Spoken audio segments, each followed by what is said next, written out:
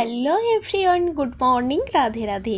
কেমন আছো তোমরা সবাই? আশা করি খুব ভালো আছো। আমি তোমাদের ভালোবাসা ও আশীর্বাদে বেশ ভালো আছি। সকাল থেকে এক ফোঁটা কাজে মন লাগছে না, জানো তো। কী করি তারপরে হাত পা নখগুলোর দিকে তাকিয়ে দেখলাম প্রচণ্ড বাজে অবস্থা। কাল বাড়িতে গিয়ে একটু কাজবাজ হয়েছে, নখগুলো কেমন কালো কালো হয়ে গেছে, দেখতে পাচ্ছ কি না জানি না। তো ভাবলাম যে এই নখ আমি আর বয়ে নিয়ে বেড়াতে পারছি না। নখ একটু বড় হয়ে গেলে আমার যেন মনে হয় কেমন ভার ভার লাগছে, আর নখগুলো কেটে ফেললে অনেকটা হালকা লাগে। জানি না তোমাদের সাথে এমনটা হয় কি না, কিন্তু আমার সাথে কিন্তু বহুবার এরকম হয়েছে।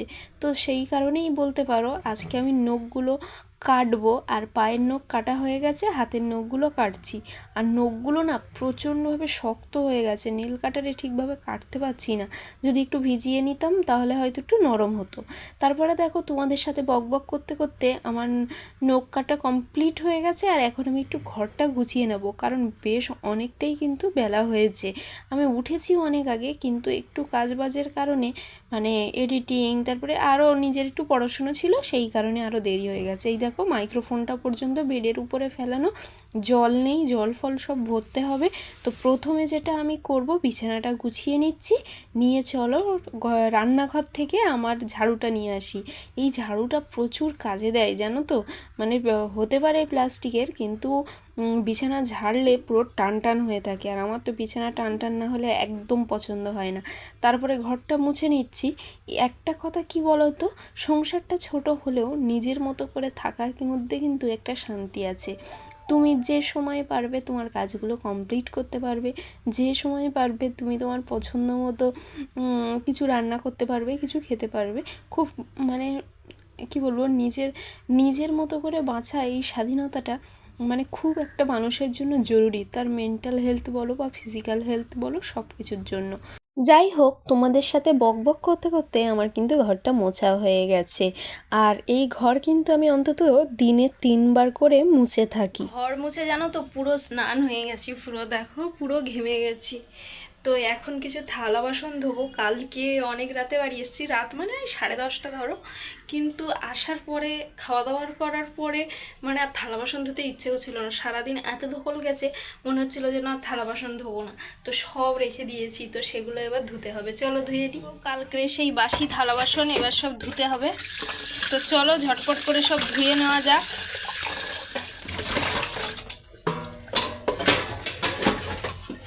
মাঝে মাঝে একদম গা লাগে না কাজবাজ করতে, বুঝেছো তো। মনে হয় যে আর ভাল লাগছে না, আর পারছি না। হলে আমি সাধারণত রাতে খাওয়ার পরে থালা বাসন রাখি না, খুব রেয়ার, মানে হয়তো মাসে 1 দিন কি 2 দিন। তো সেটা ওই কালই ছিল, মানে কালকেই রেখেছিলাম, আর ভালো লাগছিল না। এই তাই কাল রাতে এডিট করে আমি এমনি রাতে ঘুমাই, এত শরীরটা ভালো লাগছিল না যে এডিটও করা হয়নি। সেও ঘুমিয়ে গেছি, সকালবেলা উঠে এডিট করতে করতে এত দেরি হয়ে গেছে, সে আর কি বলবো। তারপরে তো তোমরা সবই জানো। আর বেসিনটা এমন জায়গায়, আমি ফোনটা যে স্ট্যান্ডে দাঁড় করিয়ে রাখবো তাও করতে পারি না। ওই যা হোক করে রেখেছি, রেখেই তোমাদের সাথে বকবক করছি। যাই হোক, ভালোই হলো, তোমাদের সাথে বকবক করতে করতে আমার কিন্তু থালা বাসন একদম ধোয়া কমপ্লিট। ধুয়ে নিই চলো।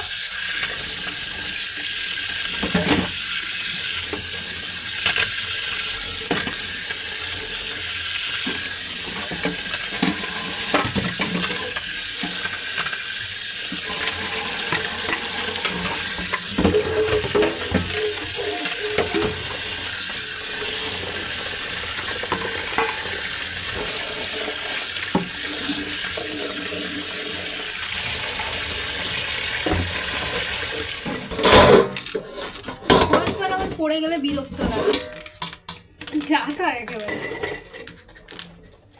সকালবেলা জল অর্ডার করেছি, তো সাথে সাথে দিয়ে গেছে। ড্রামটা যে খালি করব সেই সময়টা পাইনি, তো এই গামলার মধ্যে ঢেলে রেখেছিলাম, এইটা দিয়ে এবার জলটা ভরবো।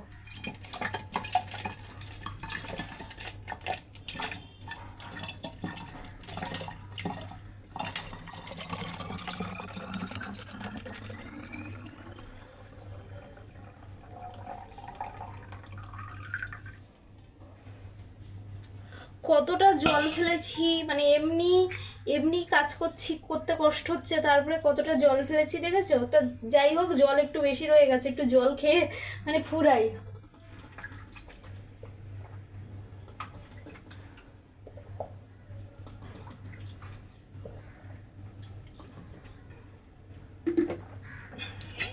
এদিকে ড্রামটা বাইরে, ড্রামটা আবার নিতে যেতে হবে।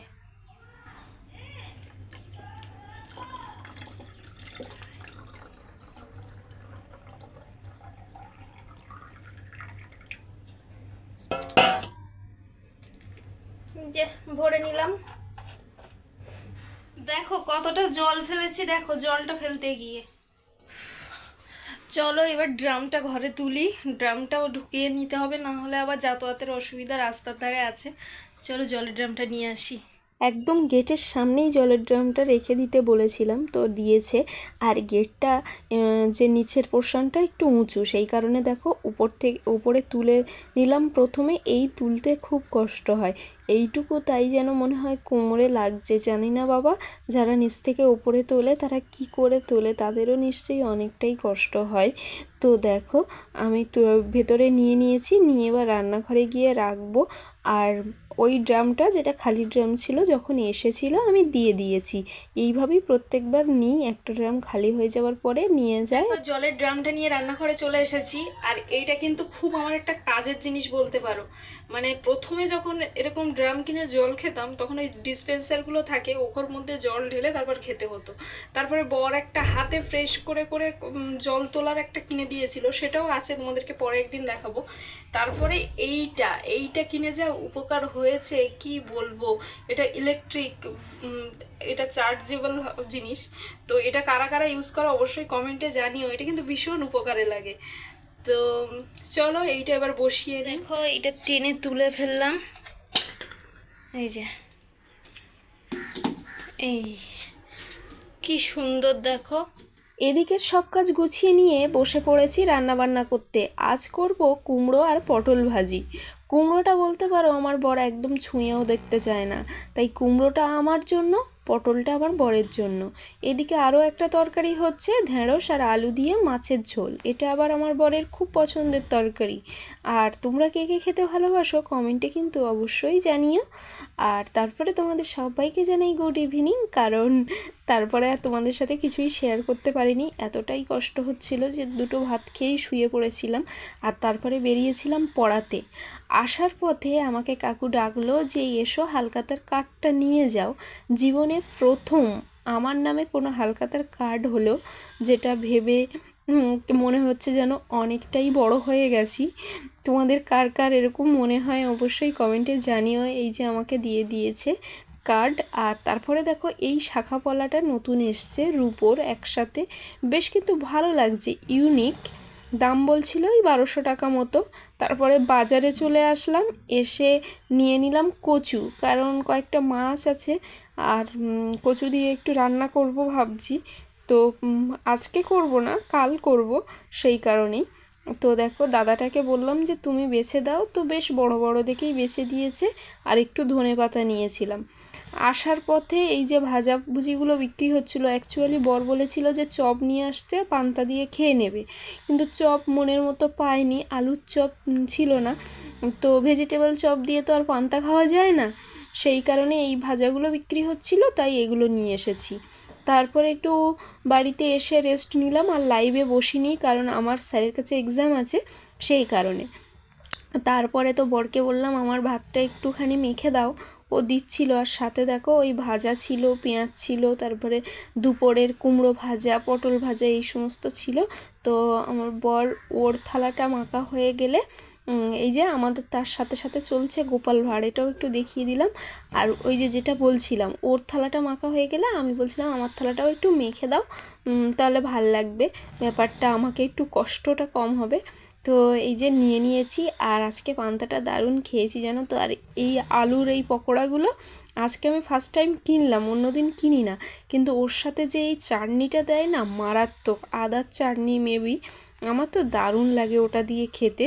তো দেখো এই যে, আর গরমকালে একটু পেঁয়াজ হলে কিন্তু পেটটা বেশ ঠান্ডা হয়।